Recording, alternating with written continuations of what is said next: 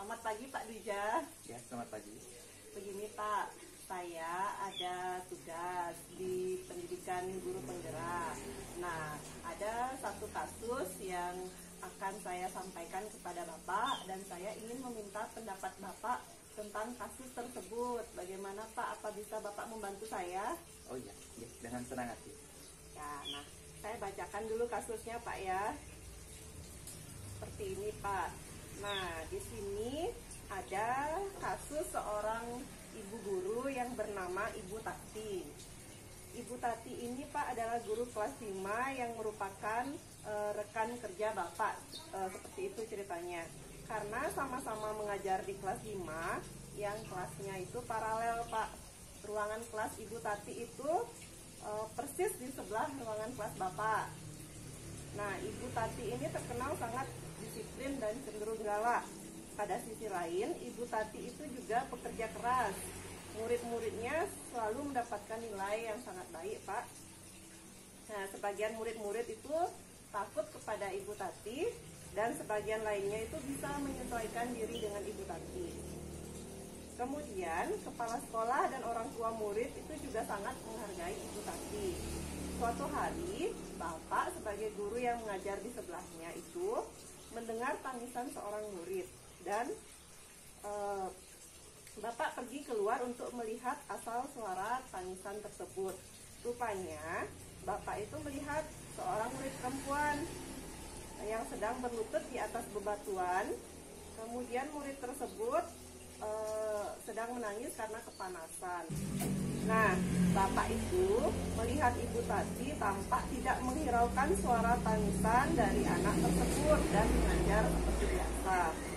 Namun, Bapak bisa melihat bahwa beberapa murid di kelas Bu Tati itu mencoba untuk mencuri pandangannya keluar kelas melihat temannya yang sedang menangis dan berlutut di terik matahari. Nah, saya ingin bertanya nih Pak, Bapak sebagai guru yang mengajar di kelas di sebelahnya itu akan melakukan apa melihat pemandangan yang seperti itu, Pak? Ya, kalau seandainya kejadian itu terjadi kepada saya, tentunya ketika saya melihat siswa dengan kondisi seperti apa yang Ibu ceritakan tadi, hal pertama yang saya lakukan tentunya itulah menghampiri siswa tersebut. Kemudian saya akan menanyakan kepada siswa tersebut mengapa menangis dan kenapa dia sampai diberikan hukuman semacam itu oleh Ibu Tati. Nah, sehingga dengan cara seperti itu kita tahu permasalahannya apa. Terus kita juga setelah mengetahui permasalahan dari siswa tersebut tentunya bisa memberikan saran-saran apa yang harus siswa tersebut lakukan sehingga Bu Tati tidak memberikan hukuman seperti apa yang diceritakan dalam kasus tersebut. Nah, di sini tentunya kita juga menyarankan kepada siswa jika dia memang melakukan kesalahan, hendaknya siswa tersebut meminta maaf secara langsung kepada Bu Tati. Tentunya kita yakin sebagai seorang guru bahwa ketika siswa sudah meminta maaf kepada gurunya, gurunya pun akan memaafkan. Jadi demikian yang mungkin saya akan. Ya, pasti Bapak akan menghampiri siswa tersebut, begitu ya Pak ya?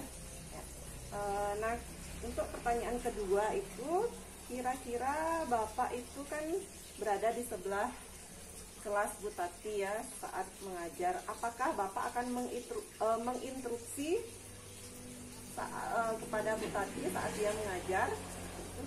Ya, mungkin kalau menginstruksi ketika ibunya sedang mengajar itu tidak saya lakukan, karena bagaimanapun pengelolaan kelas itu kan wewenang dari seorang guru yang ada di kelas itu. Tentunya tetap kita biarkan berjalan sebagaimana biasanya. Kalaupun mungkin ada beberapa hal yang ingin kita bicarakan kepada Bu Tati, mungkin bisa dilaksanakan nanti setelah jam pelajaran, mungkin di ruang guru. Oh, berarti Bapak akan menginstruksi itu bukan dengan instruksi ya Pak ya, tapi sekedar bercerita seperti itu di ruang guru ya, bersama Bu Tati. Karena kita kan juga menghindari terjadi konflik antar guru. Karena siapa tahu mungkin ketika itu Bu Tati masih dalam kondisi yang sedang marah atau bagaimana. Kalau kita menyela mungkin nanti akan terjadi konflik antar guru. Sehingga kita menghindari hal tersebut.